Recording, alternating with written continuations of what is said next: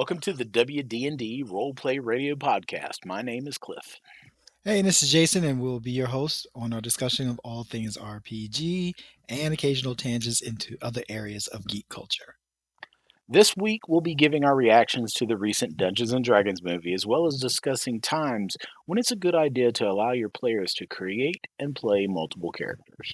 Yes, now we must, of course, get into this D&D movie. Highly anticipated. I loved it. You did? Yes, I had no problems at all with it. I'm not like nitpicking, stuff like the owlbear thing or none of that crap.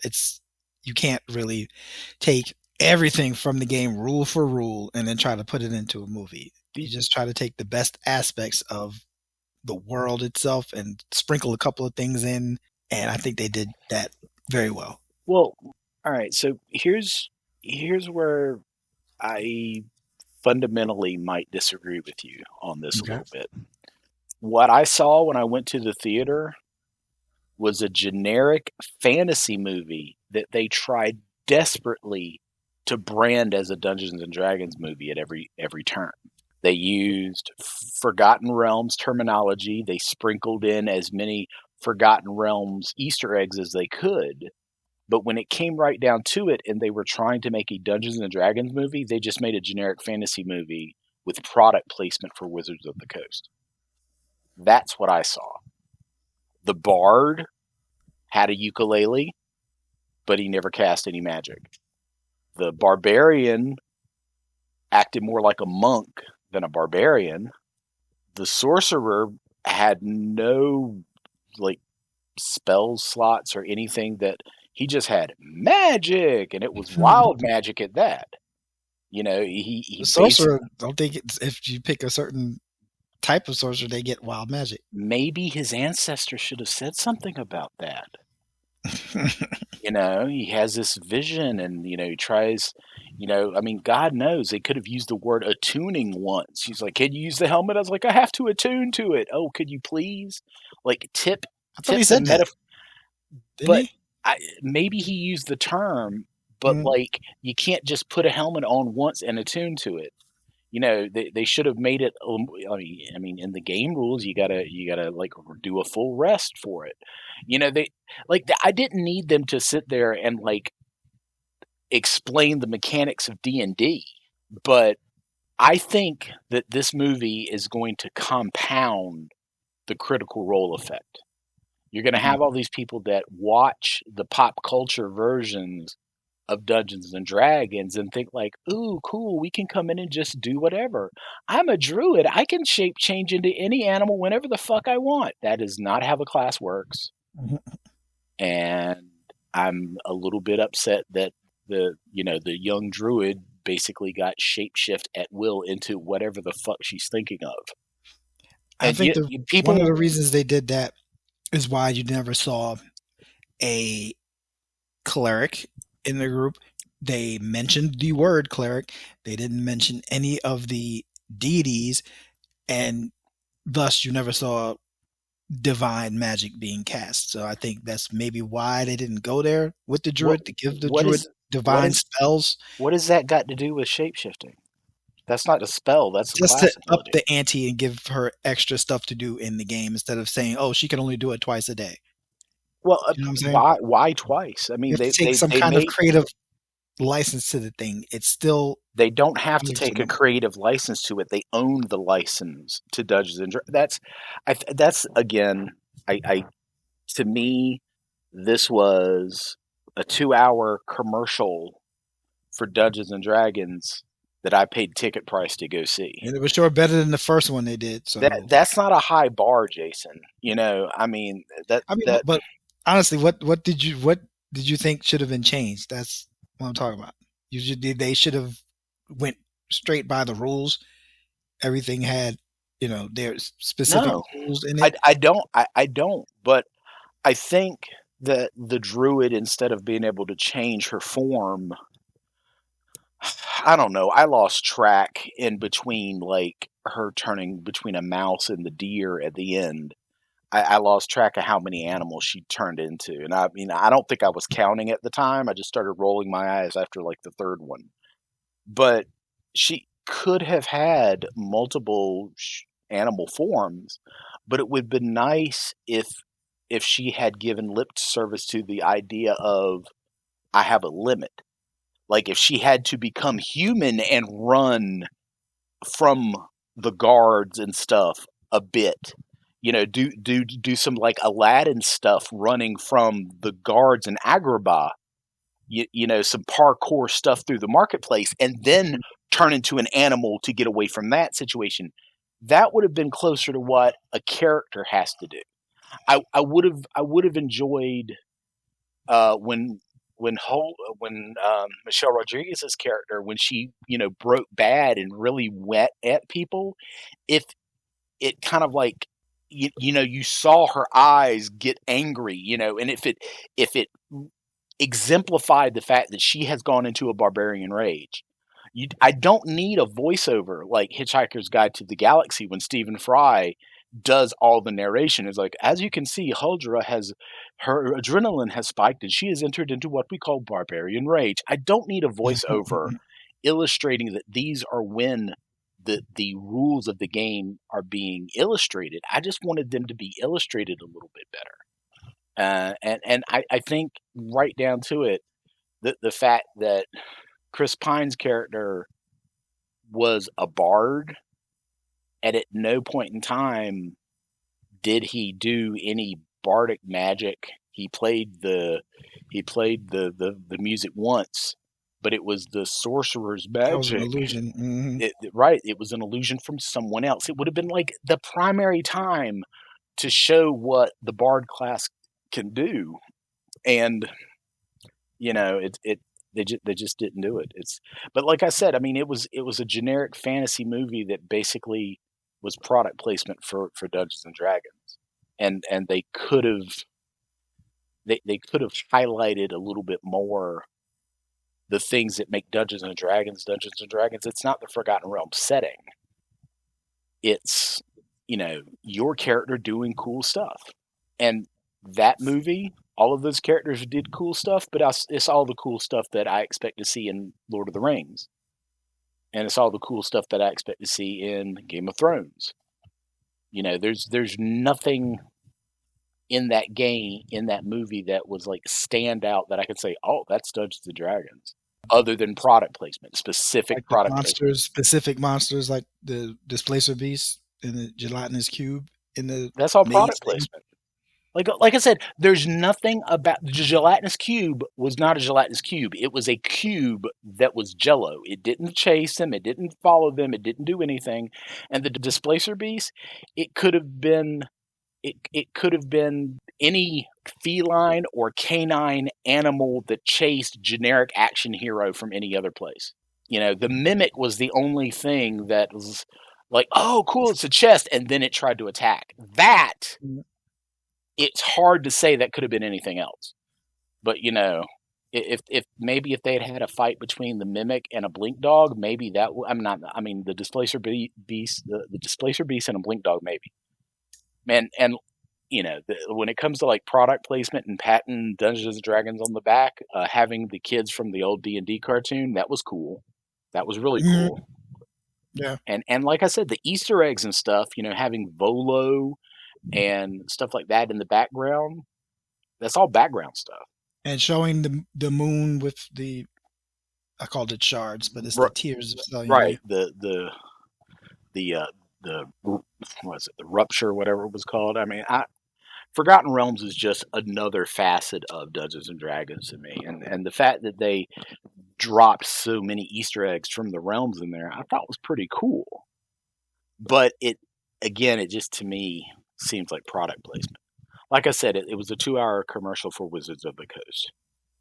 Well, they do own it, so exactly. I mean, absolutely. Like I said, it's better.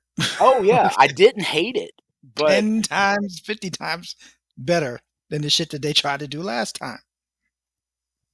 couple of times. I mean, I could sit here and be like super salty, but then I'm gonna sound like these internet assholes that I don't like Captain Marvel because of blah blah blah. Mm-hmm. It's like, the problems that I've got with this movie. I was just about to say that you brought it back when you said Captain Marvel. Now, Marvel movies, Marvel franchise has been going on and on and on and on, and some people could say it's product placement for Marvel Comics, but isn't it?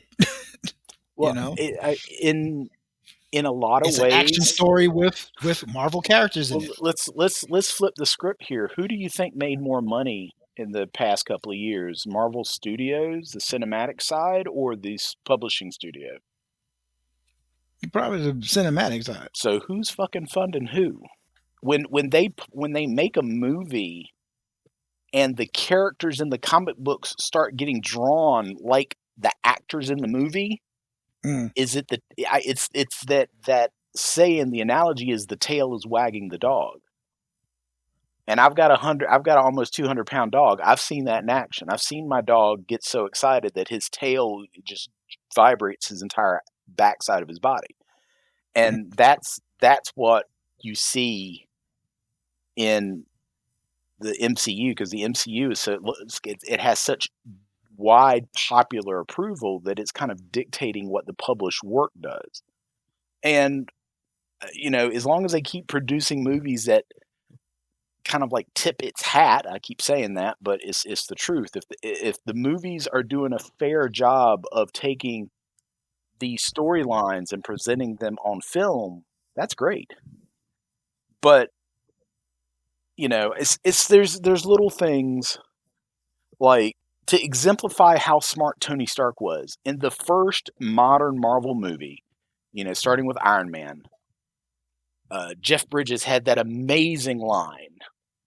It's like, Tony Stark built this in a cave with a box of scraps.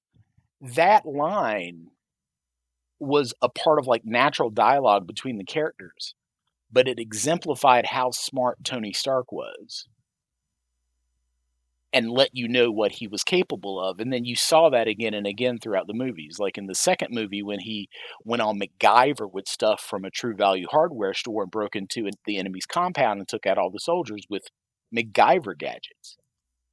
You don't you see Tony Stark doing stuff with his suits. He spent hours and hours and billions of dollars making these suits, but you let him loose in the hardware department of a Walmart and he could take over a small town. So that was what Tony Stark was presented in the first movie and what he did in the second movie. And by the time the third movies and the rest of the Avengers movies come around, he's established. That's the kind of stuff I kind of wanted to see a little bit more of. I would have loved like Chris Pine's character having some more of the bard abilities.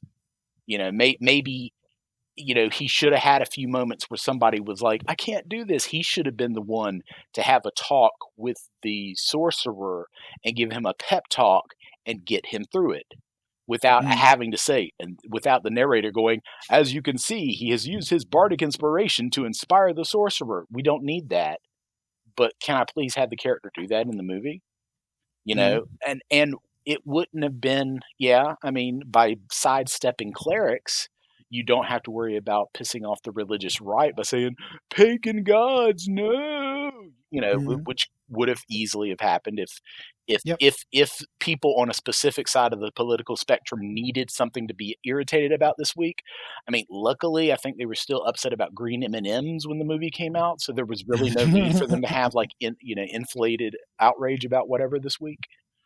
But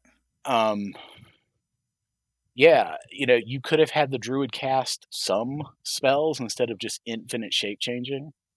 And like I said, Huldra just being like a physical badass and just basically pawning everybody she went up against was great. That's nice.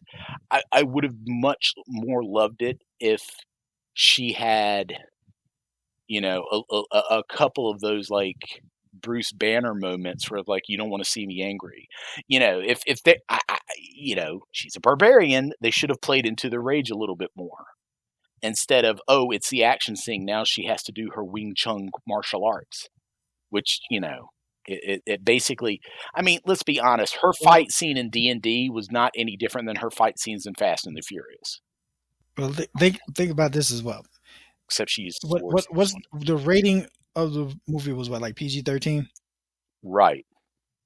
So if she would have went all out ultra rage with it, D&D is essentially, it was in first edition and subsequent editions, bloody as hell. People you hit with swords and axes and things, and DMs can describe how, arms got cut off, heads got cut off, things like that.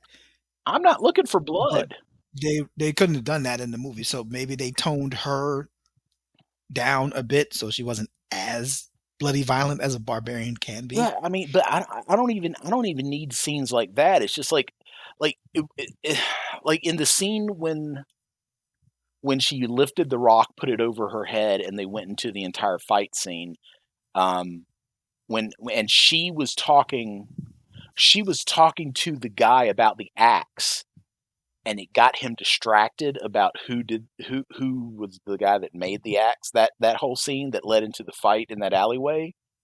That was cute. I like that. That should have been something the bard did. The bard should have been the one to say, like, the clever thing to get the guards not focused on their job, because bards do that.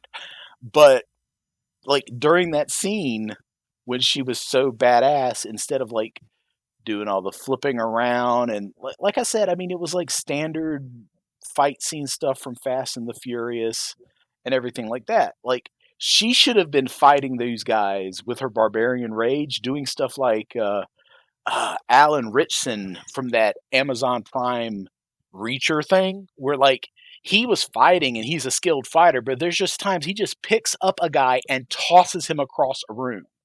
Like literally, it's not like bloody gore-soaked fight scenes per se. I mean, there was some blood in that show, but it was displays of strength and a lot less tumbling and quasi martial arts looking choreography. Like, it should have been choreographed a little bit different, in my opinion. Just specifically to illustrate the barbarian rage thing. That's what I'm getting at. But what about the paladin?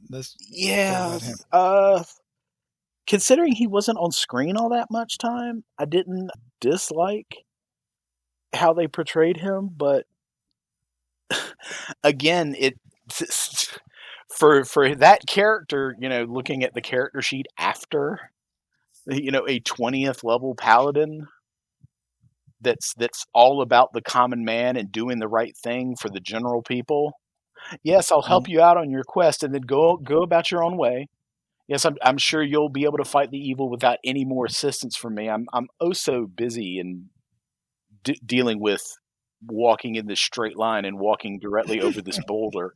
That's something that's always been my issue with the setting of Forgotten Realms. You've got all these titanically powerful individuals just cavorting off in the distance, that only step in when they absolutely have to for storyline purposes. But oh well, yes, I'm not going to get involved with whatever else you're doing. The guy that played the character and their little fight scene between him and like the mage assassin, that was pretty cool. The fat dragon, I thought that was kind of funny. I mean, that's another one. I mean, you're gonna sit there and do all this effort to make it Dungeons and Dragons. You couldn't take a moment and use like a named dragon.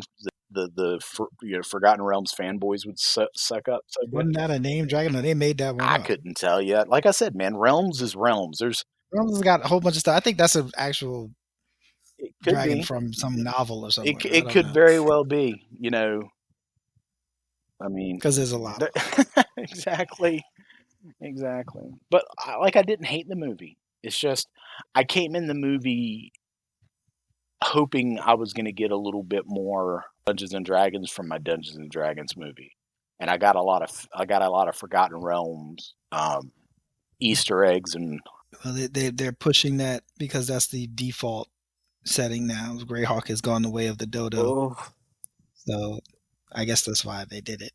But anyway, we're going to move on now to our next topic, which is about a time when you can have your players making multiple characters for specific reasons. Now, that is something that we're going to be doing when we are going to be finally getting involved with the G.I. Joe role-playing game.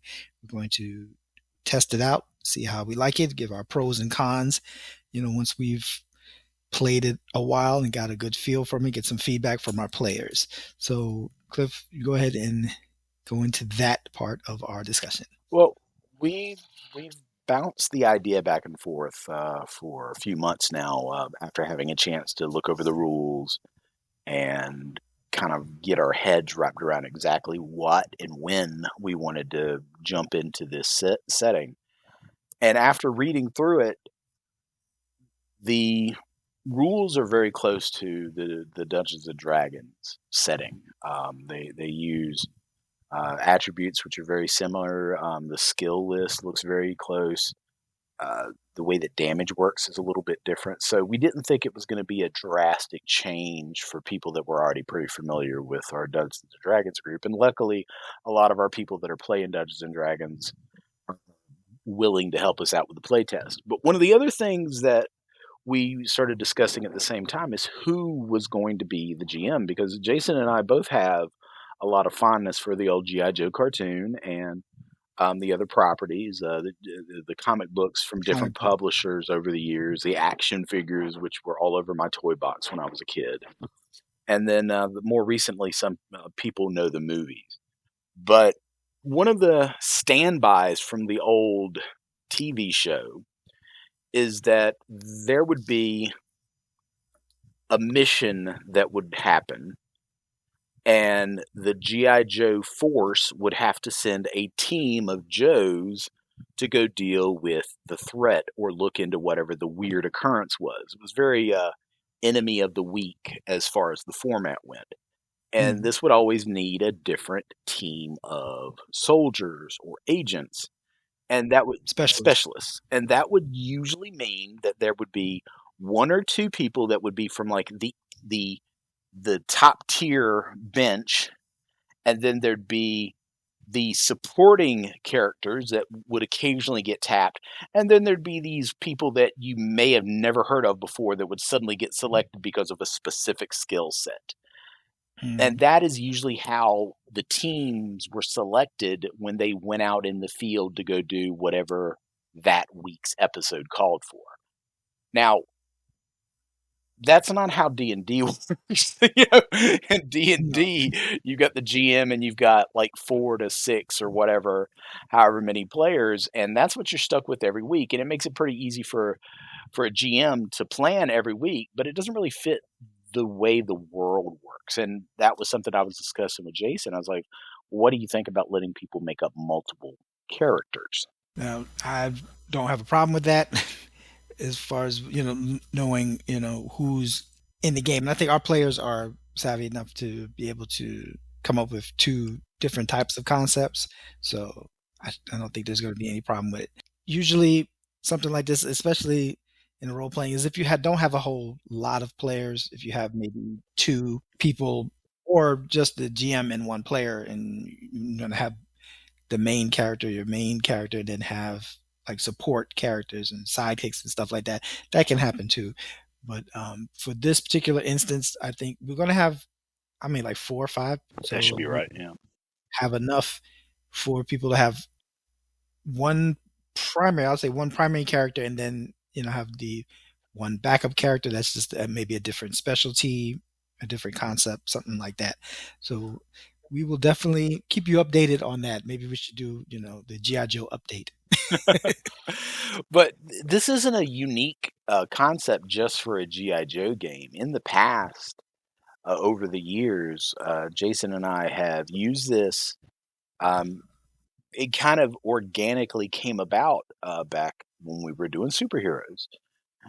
We were doing the playtest for the Marvel card game, the Marvel superhero roleplay game, which we both spoke of our love of that in a previous episode of this podcast. Back when we were both learning how that worked, we would take turns being the GM, which is one of the things we're going to be doing with G.I. Joe this go around. And when that happened, the original concept was that S.H.I.E.L.D. was gathering up other people with powers and kind of creating a first response team of of superpowered individuals. So Jason had a character that he introduced as an NPC, and then I turned around in one of the following weeks to run, and Jason wound up playing that NPC. It's interesting because if Jason wasn't running, Major Victory was around, but he didn't go out actively on missions with us. And again, if I was running, my magic user Prospero might be around, but he wasn't actively going out on missions with anyone. And that totally alleviated that dreaded DMPC that's going to be there. Oh, your character's going to overtake everything and it's gonna totally overshadow everybody. No, they stay in the wings. They have to stay on base. They have to do this. So this isn't a situation that is inviting a DM to do a self-insert player character to overshadow their party. That is not what we're suggesting. In a situation like this, it's going to be like an ensemble cast, and that you as a GM get to play occasionally, and then otherwise your character should definitely be in that special guest star that might actually have a few lines of dialogue, but not totally involved. But yeah, I mean, we did that there, and back in the day, the original Dungeons and Dragons campaigns that Gygax and the people were doing when they were playtesting all of the original rules, they had multiple groups that were doing quests and adventures, and the same group of people had different groups that were doing different things at different times. Because maybe Becky had to work on Thursday, so on Thursday the group that Becky was a part of, those characters wouldn't play, so they'd be playing these other characters over here. And it would be the same people playing, and like the GMs would rotate. I mean, this is something that's been part of role-playing games since the early days. People have gone away from it in favor of the one group, one GM, run that group through the campaign until the GM or the players are burned out, and then move on to something else. But doing it this other way, it allows a lot more freedom. It allows for the GMs to like play back and forth, and you can even have like unique things that happen in the world that are totally surprised. You just need to, whoever you're going to share a world with, you just have to like keep them kind of updated. It's almost like in the comic book worlds. If something's going to happen in X-Men and something's going to happen in Fantastic Four, both of those things can happen independently, but you only really have to share notes when there's crossover. So, it's not like the GM, when Jason's playing in my game, he doesn't have to know everything that's going on in the background, and vice versa. So sharing that type of stuff, the GM responsibilities, and letting your GM have a player character when you're rotating who's wearing the GM hat, that's definitely a situation where having multiple player characters can be cool, because it lets the players in your group have more fun and more functionality. I mean, Jason, how many times in your games have you had somebody come up to you and say, hey, I've got this other character concept I'd like to try out later, because they have to finish playing their current one? Well, if you do like this, they never have to say that again. Exactly. And we are definitely going to be trying that out. And on our next podcast, maybe we should have the GIJOE update. I think that should be something. Well, at least we can get an idea of which way it's going to run. we got to get some characters made up first, and hopefully we'll be able to get this going pretty fast. All right. So if y'all are interested to send us some comments, please feel free. We are available on Twitter at WDND Podcast. And we are also on email. You can email us at wdndpodcast@gmail.com. And we're also on YouTube. So we'll have this up on YouTube pretty soon. If you like what we're saying, please hit like and subscribe. Ring that notification bell, and feel free to reach out to us anytime to become part of the conversation. All right. So we'll definitely wrap this up. Thank you so much for listening. WDND Roleplay Radio. Y'all have a great day.